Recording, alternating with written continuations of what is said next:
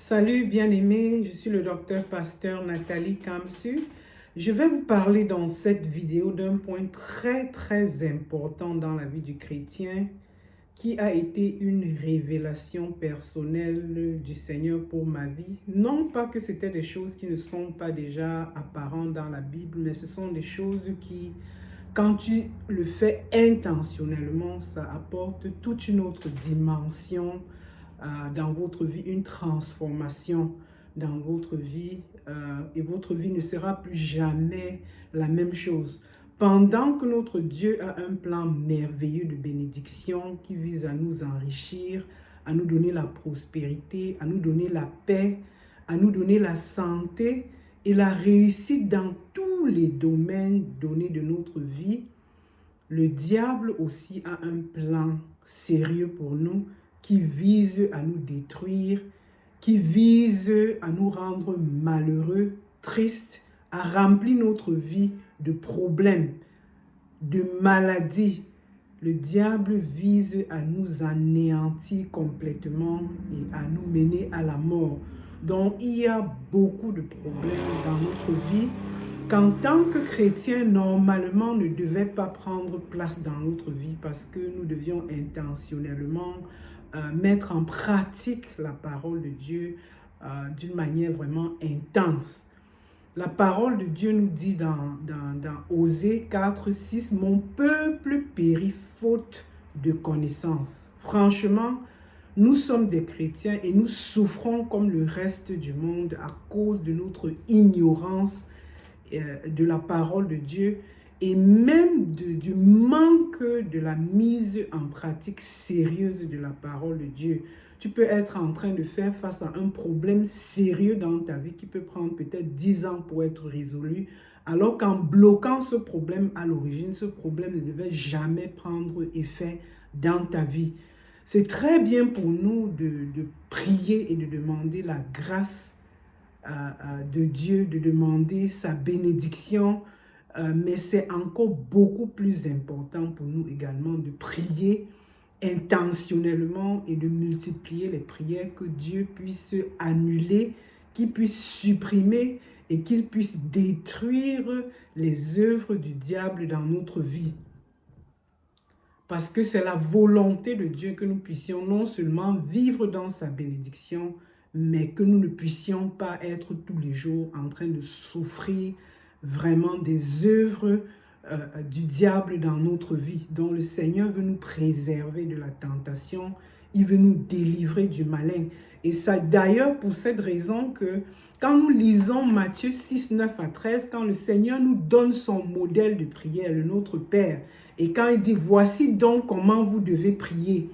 Notre Père qui est aux cieux, que ton nom soit sanctifié, que ton règne vienne, que ta volonté soit faite sur la terre comme au ciel. Donne-nous aujourd'hui notre pain quotidien. Pardonne-nous nos offenses, comme nous aussi nous pardonnons à ceux qui nous ont offensés. Ne nous induis pas en tentation, mais délivre-nous du malin. Vous voyez, c'est très important. Le Seigneur veut que vraiment, le Seigneur veut nous délivrer du malin parce que, comme je viens de vous dire, pendant que le Seigneur a un plan de te protéger, de te bénir et de te préserver de maladies et de chutes, voilà, l'ennemi veut que tu sois malade, l'ennemi veut que tu souffres. Il met des choses dans ta vie qui vont te permettre vraiment de souffrir abondamment et d'être très faible et de ne pas avoir un intérêt à la vie. Donc le Seigneur vient pour nous délivrer du malin.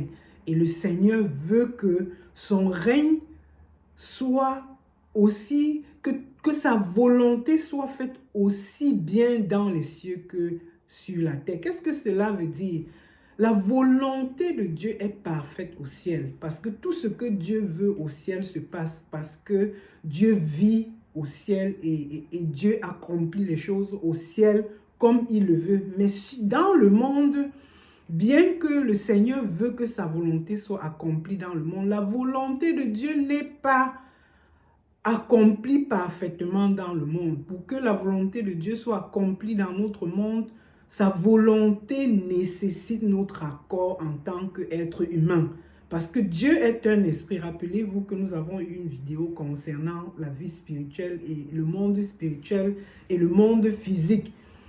Tout ce qui est spirituel ne peut se manifester dans le monde qu'en accord avec une personne physique comme nous. Pour que la volonté de Dieu se manifeste dans le monde, ça ne pourrait jamais être possible sans la volonté d'une personne humaine qui permet que la volonté de Dieu s'accomplisse à travers lui, parce que Dieu est purement esprit, mais nous sommes esprit et corps. Pour que la volonté de Dieu s'accomplisse dans un monde physique comme le nôtre, le Seigneur a besoin d'un corps physique et un corps spirituel à travers lequel il va accomplir sa volonté. C'est la même chose par rapport au diable. Le diable ne peut pas accomplir sa volonté dans le monde. Et ce n'est qu'à travers les êtres humains que le diable accomplit sa volonté dans le monde. C'est pour ça qu'il y a cette lutte permanente entre les enfants de Dieu qui veulent suivre la volonté de Dieu et le diable qui veut également bloquer la volonté de Dieu dans notre vie. Et si nous n'écoutons pas la parole de Dieu et que nous savons ce qui convient de faire pour pouvoir faire manifester la volonté de Dieu dans notre vie, en bloquant à l'ennemi la possibilité de détruire notre vie, nous n'allons pas nous en sortir. Donc le Seigneur nous a donné un modèle à suivre. Pourquoi nous devons prier pour que le Seigneur nous délivre du malin? Parce que le malin a un plan de détruire. Et pour cela, nous devons insister dans notre prière que le Seigneur détruise, que le Seigneur annule, qu'il supprime les plans de l'ennemi dans notre vie. En insistant, nous nous alignons à la volonté de Dieu pour débloquer la puissance de Dieu, pour agir en notre faveur. Dans le cas du Seigneur Jésus, nous avons vu la même chose. Donc, c'est un principe biblique.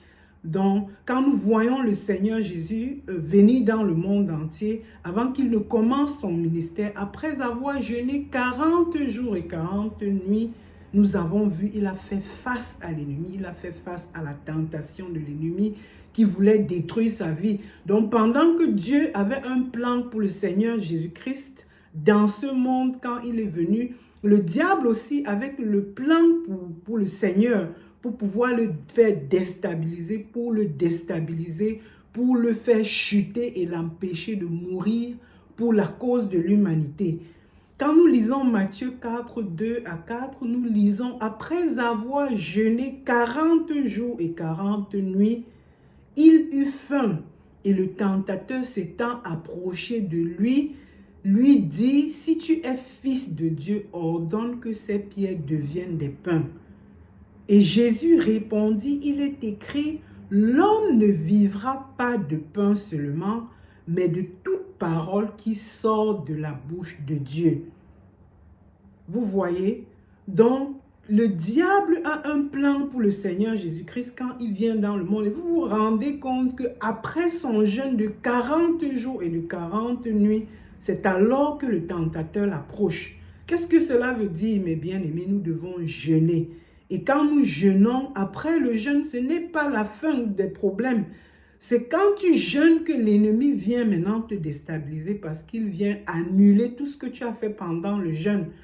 Mais nous devons veiller, comme le Seigneur nous a dit, nous devons prier afin que les œuvres de Dieu se manifestent. Donc, quand nous mettons le jeûne avec la prière pour bloquer les plans de l'ennemi dans notre vie et que nous persistons, le diable ne peut pas vraiment détruire notre vie parce que le Seigneur nous accompagne. Nous avons vu, il a tenté le Seigneur dans tout genre de choses et le Seigneur a rejeté et il a toujours répondu par rapport à la parole de Dieu.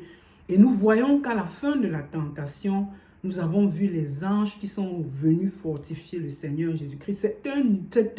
C'est un principe biblique que nous devons suivre si nous devons voir la victoire dans notre vie, si nous voulons défier les plans du malin dans notre vie pour pouvoir savourer la vie d'abondance que le Seigneur Jésus est venu nous donner. Parce que la Bible dit dans Jean 10, 10, pendant que l'ennemi, le diable vient pour détruire, pour dérober et tuer. Le Seigneur Jésus-Christ est venu pour nous donner la vie d'abondance. Nous ne pouvons pas vraiment vivre cette vie seule sans nous appuyer sur la puissance du Seigneur Jésus-Christ et sur le modèle qu'il nous a donné. Tu peux être là avec une maladie. Vous voyez, les nombreuses personnes avec les maladies, ils vont à l'hôpital, ils font des tests. On leur dit qu'on n'a rien vu. Et au moment où on voit le test, ils sont prêts à mourir. C'est l'ennemi qui vient dans les vies placer les maladies, placer la mort, placer les accidents, placer les chutes, placer les rébellions, placer les tristesses, les dépressions. Et nous ne nous rendons même pas compte. Ce sont des choses que tous les jours, pendant que nous nous levons et que nous prions, nous devons prier que le Seigneur nous bénisse, mais en même temps, nous devons prier pour que le Seigneur nous délivre du malin. Luc 22, 31, nous voyons également le cas de Simon. Le Seigneur Jésus dit, « Simon, Simon, Satan vous a réclamé pour vous cribler comme le froment, mais j'ai prié pour toi, afin que ta foi ne faille point. Et toi, quand tu seras converti, affermis tes frères. » Qu'est-ce que le Seigneur voulait dire à Simon? Le Seigneur voulait dire à Simon que Satan a un plan pour toi de détruire ton ministère dans le futur. Parce que Dieu, c'est le Seigneur Jésus-Christ est Dieu. Il voyait dans le futur, il voyait ce qui allait se passer. Quand il allait être arrêté, il voyait déjà la trahison de Pierre et tout. La preuve en est que juste après ça, Pierre a répondu pour dire que non, vraiment, même si tu es en train de mourir, je vais te suivre. Et le Seigneur lui a dit qu'avant que le coq ne chante 3 fois, tu m'auras déjà renié. Avant que le coq ne chante, tu m'auras déjà renié 3 fois. Et ça s'est réellement passé. Et le Seigneur a dit qu'il a prié pour lui afin que sa foi ne puisse pas faillir. Donc, à nous autres, vraiment, combien de fois nous, un disciple qui était rempli de la puissance de Dieu, accompagné de Dieu, qui a failli, ce n'est pas nous aujourd'hui qui allons être facilement, ce n'est pas nous aujourd'hui qui allons facilement triompher si nous ne prions pas et si nous ne sommes pas intentionnels à pouvoir bloquer les plans de l'ennemi dans notre vie. Donc, c'est un modèle que le Seigneur nous donne et nous voyons ça quand nous commençons à prier que le Seigneur détruise les plans de l'ennemi dans notre vie. L'une des plus grandes manifestations va se révéler dans nos rêves. Voilà ce que j'ai réalisé quand j'ai commencé à prier intentionnellement que le Seigneur détruise les œuvres de l'ennemi dans ma vie. Une des choses que vous allez réaliser, c'est que vous allez commencer à voir les révélations de Dieu dans vos rêves. Nos rêves sont très, très, très, très importants. Nos rêves, c'est le tableau de bord qui reflète ce qui se passe dans notre vie spirituelle, qui va ensuite se manifester physiquement.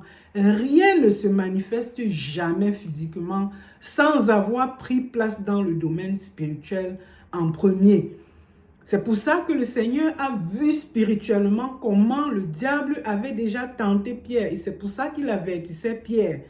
La même chose pour nous aujourd'hui. Avant que quelque chose ne se passe dans notre vie, si nous sommes éveillés spirituellement, nous allons avoir la révélation avant que cette chose ne se passe parce que ça se passe d'abord spirituellement, ensuite physiquement.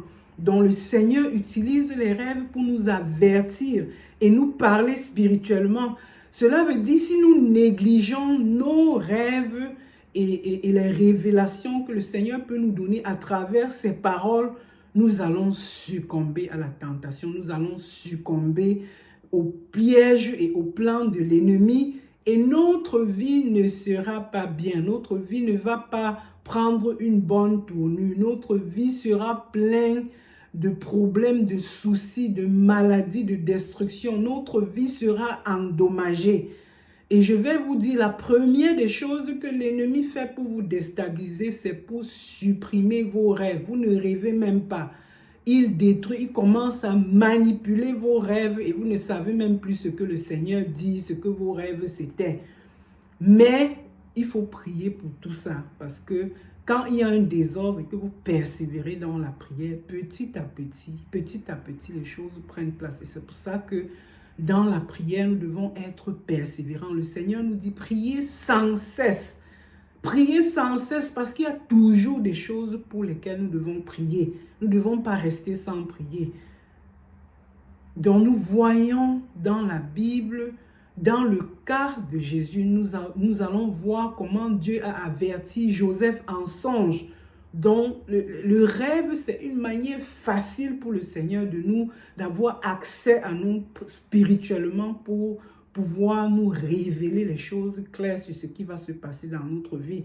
Mais parce que l'ennemi connaît ça, maintenant il manipule nos rêves, il nous bloque et il supprime vraiment cette révélation et cette communication que le Seigneur fait à travers les songes, à travers les visions, à travers les rêves. Et clairement, c'est quand nous lisons la Bible, ces versets, nous voyons quand le Seigneur veut réagir, il parle aux gens. Et souvent, ce n'est même pas seulement aux chrétiens, il parle aux gens. Nous le voyons dans le cas de Joseph, comme j'ai dit tout à l'heure. Dieu a averti Joseph en songe.